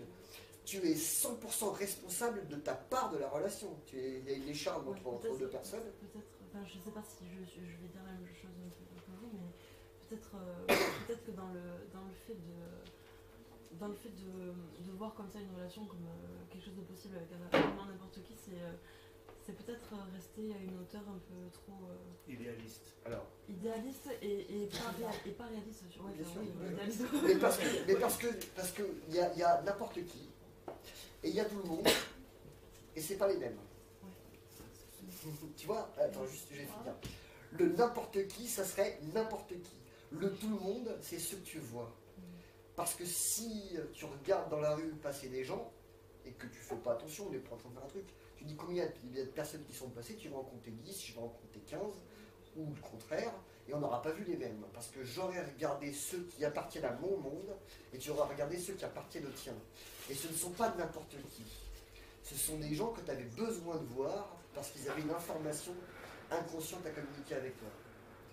Et ça, c'est tout le monde. Mais ça, c'est pas n'importe qui. Et la relation que tu vas avoir avec, et la qualité de la relation que tu vas avoir avec, elle va être surtout posée par rapport à qui vous êtes quand vous vous rencontrez. C'est-à-dire que si en face tu rencontres un con, c'est parce que tu avais besoin d'exprimer ta connerie. Si tu rencontres quelqu'un qui est en colère, c'est parce que tu avais besoin d'exprimer ta colère. Si tu rencontres quelqu'un qui va t'emmerder, c'est parce que tu avais besoin d'être emmerdé. Tu avais besoin de m'emmerder aussi. Il n'y a pas de hasard, il y a fait des rendez-vous. Quelque chose comme ça. Mais le hasard, si tu veux, c'est posé pareil, où oh, on s'est rencontrés, il n'y a pas de hasard, c'est trop génial, on s'aime. Et puis tu reprends ta bagnole après, tu as l'accident de bagnole, et tu dis oh, c'est la faute, t'as pas de chance. Alors attends. Comment c'est possible que l'un, quand ça te plaît, il n'y a pas de hasard, et que l'autre, d'un coup, quand ça te t'arrange pas du tout, là tu te dis c'est la faute, t'as pas de chance. Après, j'étais pas en train de en plus, c'est pas de ma faute, puisque j'étais arrêté au feu rouge et tout, il y a le mec qui m'est rentré dedans, enfin c'est même pas moi, quoi. Comme si ce truc-là, tu l'avais pas appelé aussi. Non, je ne disais pas ça pour dire, pour dire que pour croire au grand amour ou quoi. Non, je disais ça, il n'y a que des rendez-vous dans le sens. Il n'y a que des rendez-vous. Il n'y a que des rendez-vous. Dans le sens des circonstances dont vous étiez en train de parler. Rencontrer un con parce qu'on avait besoin d'exprimer sa connerie, genre, c'est pour ça que je disais ça. Mais quand on est con tous les deux, l'un avec l'autre, on avait besoin de rencontrer notre propre connerie à ce moment-là. On n'a pas besoin de rencontrer 10 000 personnes pour ça. Avec une seule personne, on peut exprimer tout un panel de trucs. Hein, que ce soit de la joie jusqu'à la colère, jusqu'à la bêtise, ou avec des intuitions extraordinaires, parce qu'à ce moment-là, le partenaire de jeu qu'on va rencontrer va nous permettre de comprendre un truc génial. Enfin, mais ça peut être avec plein de gens, ça peut être avec tout le monde. Mais tout le monde, ça pose pas n'importe qui. Mais après, c'est vrai, comment on fait pour choisir? Parce qu'il y a un moment donné où on sait ce qu'on... On commence à savoir de plus en plus au fur et à mesure qu'on fait des expériences ce qu'on veut et ce qu'on veut pas. Et ça, c'est...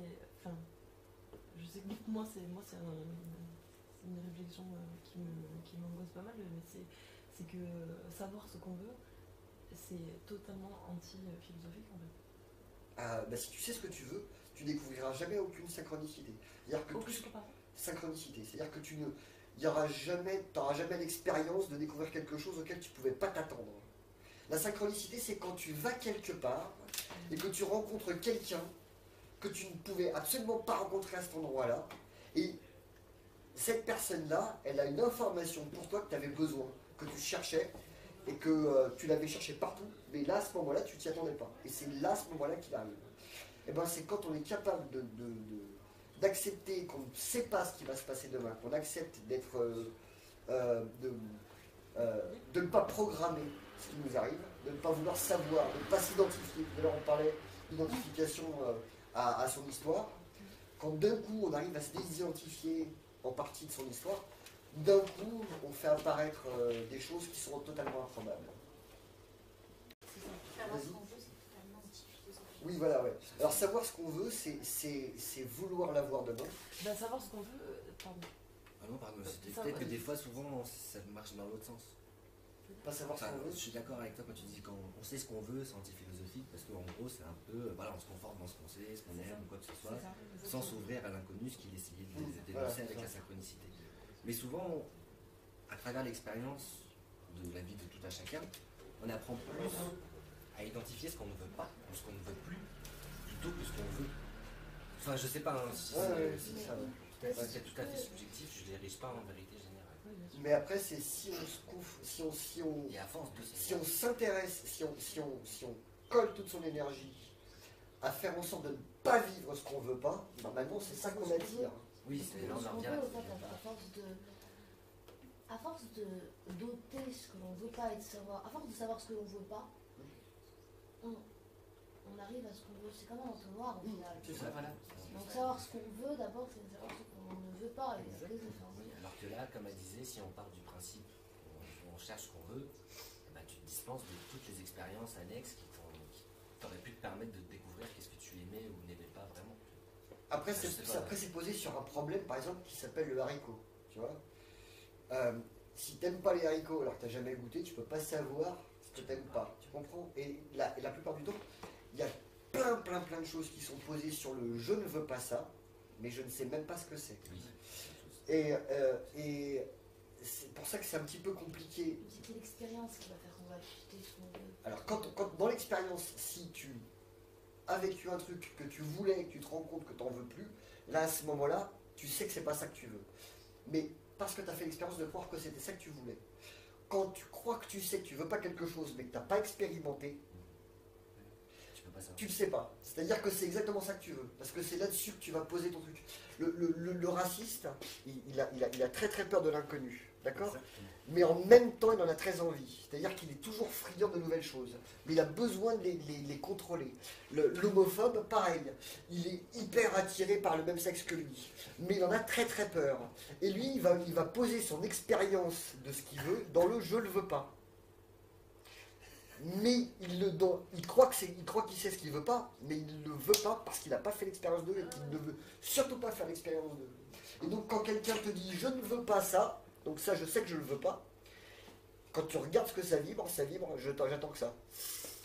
Oui, mais il y a beaucoup d'hétérosexuels qui sont des homosexuels refoulés alors. Bien sûr, toi. Tous même.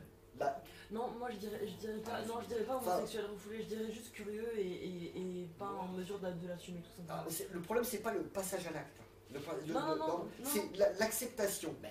L'homophobe, il est dans une perpétuelle quête. Tiens, t'es portugaise ou pas toi? Non, pas du tout. Non. Bon, la portugaise, elle joue avec son caca de façon permanente, la femme de ménage. Elle joue avec son caca de façon permanente. À force d'être en train de faire le ménage 2 heures par jour, tous les jours, à nettoyer quelque chose qui est déjà propre. Ouais. Pour ça, j'ai eu le droit. Mais t'es pas une femme. Oui, mais moi, j'ai eu une entreprise de nettoyage pendant 15 ans. Mais un coup pas.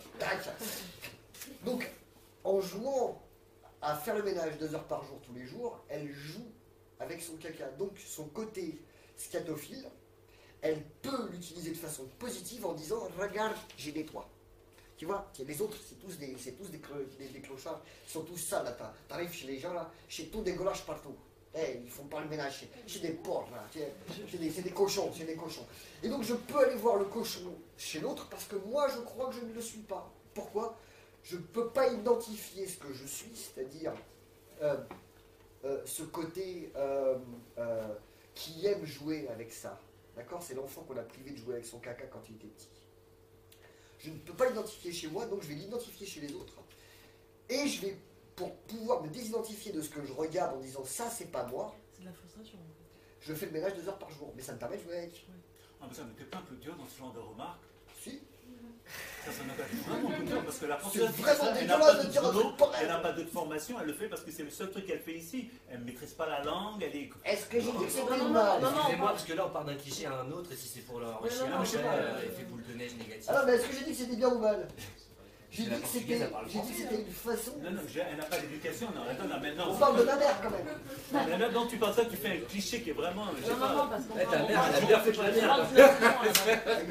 On parle d'une obsession à la base, on parle pas des femmes de oui, mais, ah bon, d'accord. Moi, je reste au niveau. Bon, l'exemple, j'ai pas de. Ouais. C'est pas ni bien ni mal et tout le monde fait le ménage, je t'assure, t'es obligé, sinon au bout d'un moment ça. Non, j'avais pas capté le fait que bon, d'accord. Moi, je suis arabe et il y a des musulmans. Pardon, bon, donc voilà, c'est juste pour dire que le cliché, je sais plus sur qui je rebondissais là-dessus. Sur le fait que ce que tu vas mettre à l'extérieur, finalement, en disant homophobe par exemple, donc c'est je mets à l'extérieur, tu prends par exemple les gens qui sont contre le Front National. Ils passent leur journée tout entière à décortiquer des trucs qu'ils en savent plus sur le Front National que des gens du Front National eux-mêmes. Tu vois, donc on voit bien que c'est posé cette frustration-là. Ça arrive à des gens très bien. Quoi? Qu'est-ce qu'il y a? On voit bien que ce truc-là, ce rejet-là, finalement, il va être posé sur quelque chose qui va être une obsession qui est presque de l'ordre de la passion. Tu vois? Mais dans ce cas-là, on ne parle pas des gens qui... basé sur de l'expérience pour prévoir et pour craindre les gens autour de moi. Parce que... Mais donc il y a des fois où tu entends ton intuition qui te dit n'y va pas, ça c'est connu, et tu dis non, je vais y aller quand même, ça va pas être pareil. Et à la fin, 9 fois sur 10, paf. Pas forcément. Ah, tu vois, c'est pour ça que j'ai dit 9 fois sur 10. Oui, mais la dernière chance... Bah, on est d'accord, et c'est pour ça que c'est intéressant. C'est ça le brin du C'est pour ça que c'est intéressant d'aller regarder sur quoi c'est posé quand tu y penses. C'est-à-dire, est-ce que c'est posé sur de l'intuition, d'accord? C'est-à-dire que de façon intuitive, je me dis, je sens ici, n'y va pas, c'est pas bon pour toi, que j'ai vécu le truc ou pas vécu, jamais ou machin, je sais si, quand je vais y aller, je sais ce que je vais vivre comme expérience. Alors, je sais si elle va être positive ou négative. Quand je dis positive ou négative, j'ai pas dit bien ou mal, hein, d'accord? Oui, bien sûr. Positive ou négative. Est-ce que je vais le sentir et est-ce que je vais y aller quand même? Ou alors est-ce que je vais me référer à mon histoire en me disant ah ouais ça je connais, les brunes là, non j'y vais pas, je vais faire que les blondes, tu vois, truc comme ça. Il y en a qui peuvent le poser comme ça, hein. Oui, non, d'accord. Et puis la blonde c'est la même que la brune, mais c'est vraiment mieux, bon bref. Les rousses ça marche mieux. Oh il y en a moins. Mais c'est pour ça, nous on n'enfonce personne. Je rigole, hein. Donc oui, enfin, il ne faut pas présager d'eux et en même temps il ne faut pas non plus faire comme si ça n'existait pas. Il ne faut pas faire non plus comme si...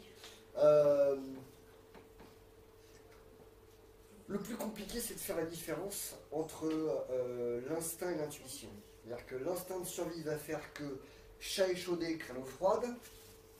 Et donc si j'ai été échaudé par quelqu'un, je vais avoir peur que ça recommence. Et donc je ne vais plus rentrer dans les relations amicales, dans les relations amoureuses. Et à ce moment-là, c'est être asservi par ces traumatismes. Voilà. Et donc là, tu es dans l'instinct de survie qui est posé au mauvais endroit. D'accord? Et ensuite, après, il y a l'instinct qui doit être couplé à l'intuition, qui doit faire que quand je vais regarder un truc, je me dis, ah bah tiens, j'ai regardé le truc là, ça a l'air sympa, je suis rentré. Je ne sais pas ce que je vais trouver. Mais j'écoute mon intuition qui me dit, bah tiens, va là-bas, tu vas peut-être passer un bon moment. Ou pas, ça pourrait aussi être complètement déliant. En même temps, on va attirer à nous des expériences qui sont en fonction de ce qu'on va vibrer.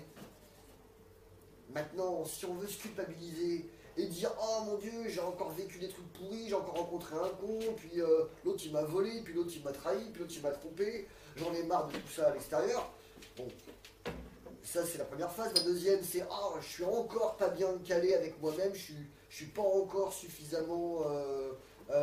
bien parce que j'attire encore à moi des événements qui ne me plaisent pas. » Ça c'est la suite. Et puis l'autre d'après c'est « Oh putain j'ai encore attiré un con. Ah mais non, un truc à découvrir chez moi. » Et là ça devient cool.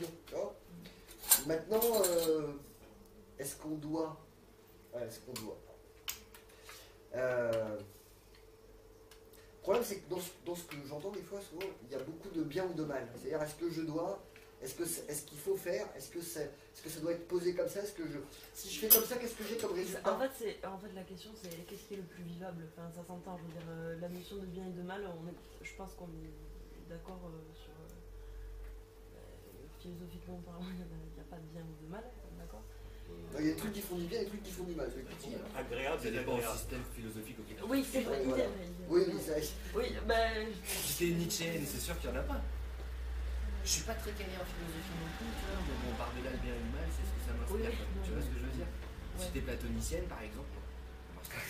Non. Tu es stoïcienne. Oui, mais si t'es Bah, c'est un dérivé, tu vois, du platonicien. Enfin, ouais. Là, non, mais le truc, c'est qu'on découvre et on arrive à dépasser un peu le bien et le mal quand on commence à réfléchir sur est-ce que ça m'a fait du bien, est-ce que ça m'a fait du mal. C'est en termes d'agréable et désagréable. Les choses se vivent comme ça, tout simplement. Mais on t'a pas chez les épicuriens. Mais je crois qu'on t'a pas laissé finir ta phrase. Ouais, mais je sais plus ce que je disais du coup. Qu'est-ce qui est le plus acceptable? Oui, c'est ouais, enfin, je pense que quand. Enfin, je suis d'accord qu'il faut faire attention au terme, mais bon, je pense que là, on parle de ce qui est le plus vivable, quoi. Quand on dit ce qu'on doit, est-ce que ce sera plus vivable? Je pense. Mais entre quoi et quoi? Je sais plus, je parle de manière abstraite, je sais plus. Je sais pas, enfin tout est vivable, tout est hyper relatif. Mais oui, c'est relatif. Bien pour quelqu'un, ça va nous dans un autre pays, dans une autre culture, dans une autre circonstance, ce que toi t'appelles absolument ignoble, l'autre il va dire ah c'est génial. C'est pour ça que tu te plains toi. Viens. Je vais te montrer comment ça se passe chez moi. Enfin voilà, c'est relatif. Et quand tu prends des relations sadomasochistes qui sont acceptées, il y en a d'autres qui vont dire ah ouais, j'aime pour la fessée, il y en a d'autres qui disent ah ouais, j'adore, enfin bref. Donc il n'y a pas d'acceptation. C'est à cet endroit-là que l'ego est le plus présent. Mais dis-moi. Ça dépend. Ça et l'argent. J'adore l'intonation. Bien sûr. Et quand on arrive au point où on ne peut plus. On ne veut plus. On Quoi? sent au fond de nous qu'on ne veut plus. Tu veux plus quoi? Ah, pas moi. Je dis oui. Mais tu peux. Comme auparavant. Je ne veux plus. Supporter. On veut plus quoi? Entrer en relation amoureuse avec une personne, on ne veut plus. Là, il y a saturation. Traumatisme. Bah c'est génial. Pourquoi? Pourquoi? Quand avant on avait énormément envie, et que tout d'un coup on ne veut plus.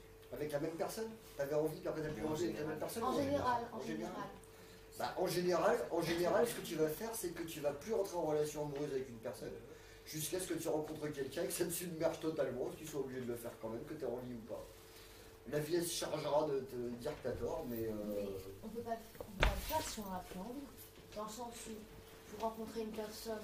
Imagine que tu ne veux plus jamais dormir. Mais c'est pas pareil. Ah, mais c'est exactement la même chose, je t'assure. Être en couple n'est pas vital. Ah, mais j'ai pas dit être en couple, moi, je Mais vais tomber amoureux. C'est pas toi, vital non plus. non, mais c'est le terme que tu as utilisé, tu as dit on veut plus tomber amoureux, t'as pas dit on veut plus être en couple. Oui, non, je vais tomber amoureux pour ensuite être en couple. Bon, être en couple. Être en couple. Moi, je vais être en couple. Être en couple, plutôt, ça correspond mieux à l'idée à laquelle je dois avoir. Le on, c'était le on qui correspond mieux à paraître en couple. Eh ben, tu seras pas en couple jusqu'à ce que tu rencontres quelqu'un qui t'obsède totalement. Et là, à ce moment-là, lui ne voudra pas être en couple et tu vas tout faire pour qu'il ait envie. Et le jour où il a envie, c'est toi qui voudras plus.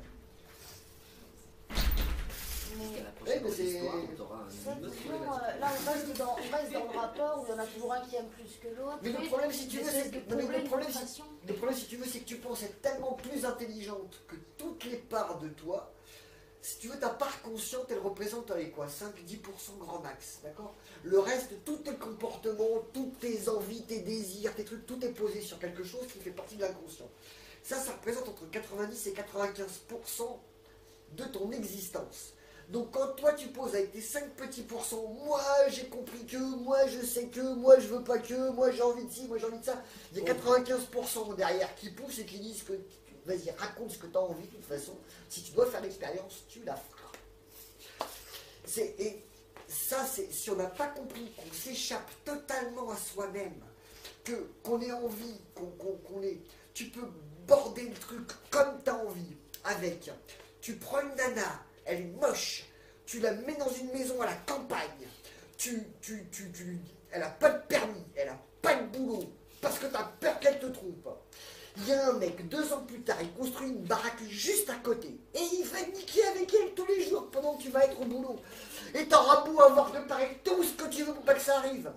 Si ça doit arriver, parce que tu as besoin de le vivre, ça arrivera. Tu peux faire tout ce que tu veux.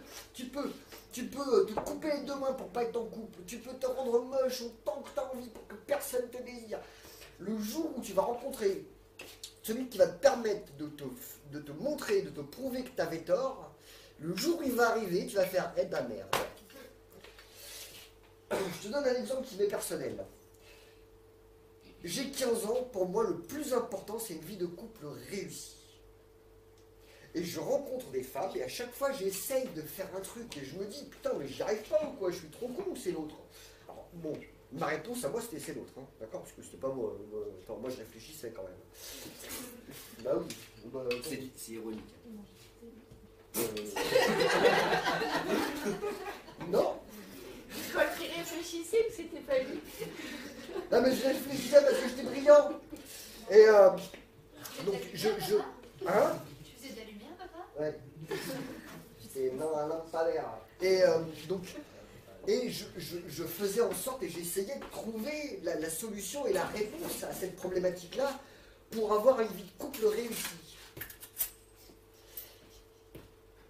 Et puis un jour, dans une de mes relations, dans l'avant-dernière, non, parce que c'est la dernière, donc l'avant-dernière, elle me met un coup de chaos total, mais un truc, c'est genre j'ai plus envie d'être en couple, plus jamais.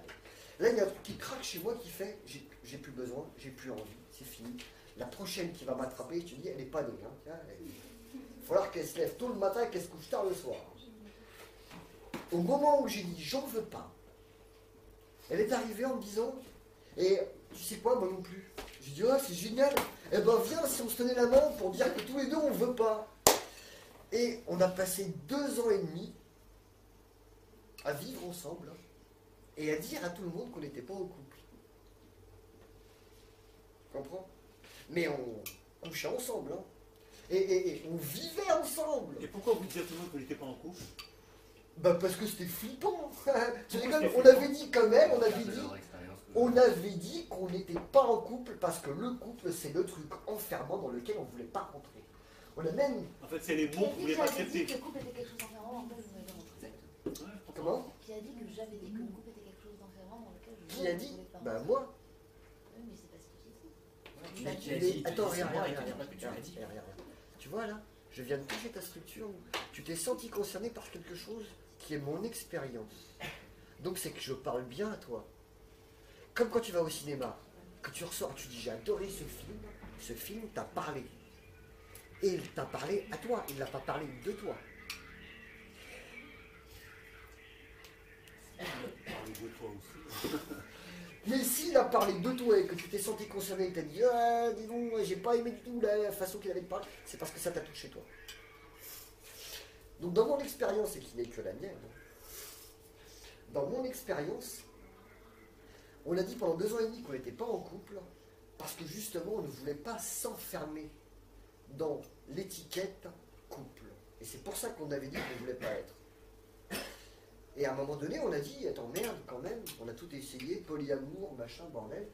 On a ouvert, on a rencontré des gens qui, de toute façon, nous ramenaient toujours à ce concept. Et à un moment donné, on a dit, et si, au lieu de regarder à la périphérie, on regardait réellement de l'intérieur, et qu'on regardait que ce qu'on avait vraiment le plus peur, c'était justement d'être en couple, parce que si tu es en couple, donc tu démarres une relation, et donc si tu démarres une relation, donc tu vas aussi la finir à un moment ou à un autre.